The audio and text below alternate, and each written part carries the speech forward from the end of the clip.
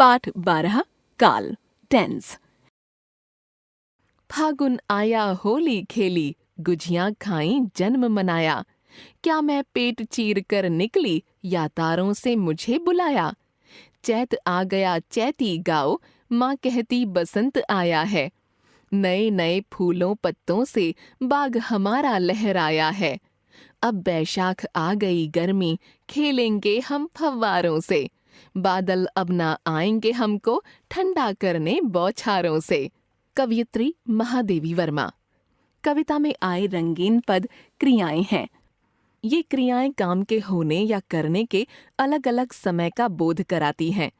हुआ था बीते हुए समय का, करता हूँ चल रहे समय का, तथा जाएंगे आने वाले समय का बोध कराती हैं।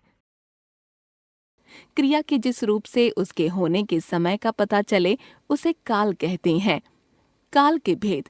इसी आधार पर काल के 3 भेद माने जाते हैं।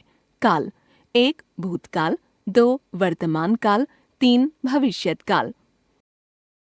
भूतकाल क्रिया के जिस रूप से बीते हुए समय में क्रिया का करना या होना प्रकट होता है वह भूतकाल कहलाता है। जैसे हम मुंबई घूमने गए थे, अमन ने उसकी शादी में नृत्य किया था। मामा जी ने कल मुझे कहानी सुनाई थी। मैं कल रात घर देर से पहुंचा। ये सभी रंगीन क्रियाएं बीते समय में घटित हुई हैं, अतः ये सभी भूतकाल की क्रियाएं हैं। अन्य उदाहरण, मैंने पुस्तक पढ़ी, मैं पुस्तक पढ़ रहा था, मैंने पुस्तक पढ़ी होगी, मैंने पुस्तक पढ़ ली थी, मैंने पुस्तक पढ़ी है। यदि वह पढ़ता तो पास हो जाता। वर्तमान काल क्रिया के जिस रूप से वर्तमान समय में क्रिया करने या होने का बोध हो उसे वर्तमान काल कहते हैं।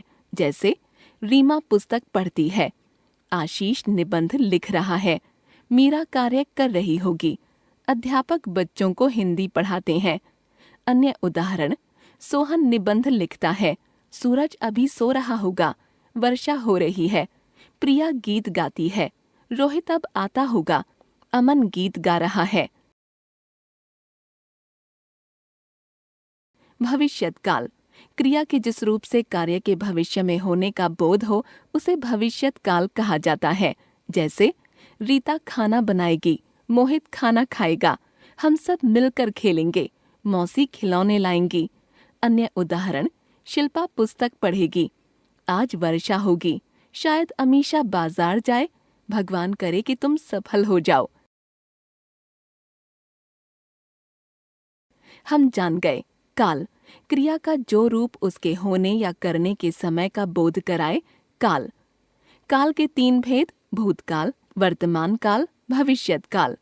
जो क्रिया बीते हुए समय में कार्य के होने का बोध कराए भूतकाल, जो क्रिया वर्तमान समय में कार्य के होने का बोध कराए वर्तमान काल, जो क्रिया आने वाले समय में कार्य के होने का बोध कराए भविष्यत काल।